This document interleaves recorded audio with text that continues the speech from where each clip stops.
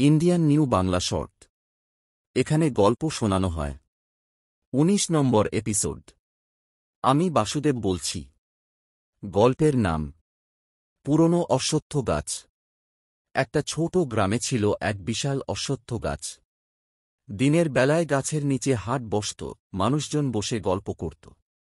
কিন্তু সূর্য ডুবে গেলেই গাছের চারপাশ ফাঁকা হয়ে যেত। গ্রামের বুড়োরা বলত, গাছটার ডালে এক বুড়ি ডাইনির বাস।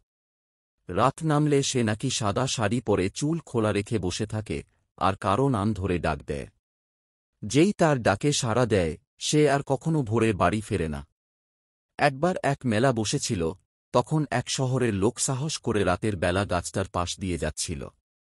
হঠাৎ পিছন থেকে কারো মিষ্টি গলার ডাক, এই যে, শোনো।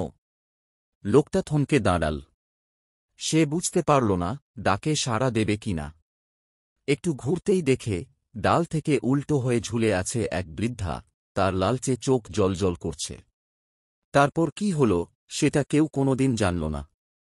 শুধু পরদিন গাছের নিচে পাওয়া গেল লোকটার জুতো জোড়া। আরও নতুন নতুন গল্প শুনতে চ্যানেল বা পেজটি ফলো করুন। গল্প শুনে ভালো লাগলে লাইক, কমেন্ট, শেয়ার করবেন।